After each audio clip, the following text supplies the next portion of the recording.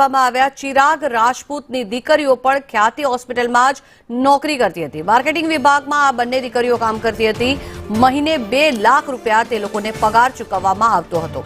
ચિરાગ રાજપૂતની દીકરીઓની ભૂમિકાને લઈને પણ હવે તપાસ હાથ ધરવામાં આવી રહી છે। ત્યારે કેમ્પ અંગેની કામગીરી કરતી હતી કે નહીં તેની પણ તપાસ હવે હાથ ધરવામાં આવશે। આ સમગ્ર કૌભાંડ જે સામે આવ્યું છે તેમાં એક બાદ એક નવા ખુલાસાઓ થઈ રહ્યા છે। ત્યારે મહત્વનું છે કે ચિરાગ રાજપૂતની બંને દીકરીઓ પણ ખ્યાતિ હોસ્પિટલમાં જ કામ કરતી હતી અને મહિને તે લોકોને 2 લાખ રૂપિયા પગાર ચૂકવવામાં આવતો હતો। હવે તેની તપાસ હાથ ધરાશે।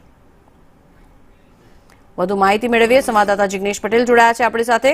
જિગ્નેશ, 2 લાખ રૂપિયા પગાર ચૂકવવામાં આવતો હતો, જે દીકરીઓ બંને હોસ્પિટલમાં જ કામ કરતી હતી। હવે તેને લઈને પણ તપાસ હાથ ધરવામાં આવી રહી છે। શું માહિતી પ્રાપ્ત થઈ છે?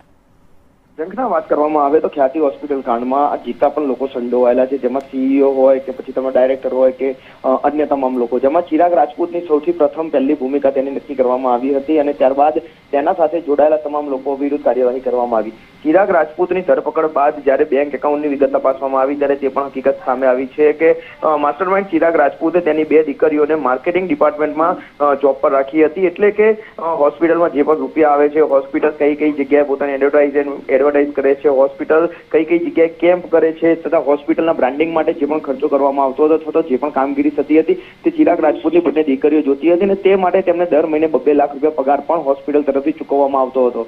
જે હકીકત અને જે બેંક સ્ટેટમેન્ટ ક્રાઇમ બ્રાન્ચની તપાસમાં સામે આવે છે, ત્યારબાદ આ બંને દીકરીઓ અત્યારે કેટલા સમયથી નોકરી કરી, કેટલો રૂપિયા તેમને લીધા છે તથા હોસ્પિટલના આખા કાંડમાં તેમનો કેટલો રોલ છે તે તપાસ કરવા માટે ક્રાઇમ બ્રાન્ચે વધુ કાર્યવાહી શરૂ કરી છે। જી, આભાર સમગ્ર માહિતી બદલ।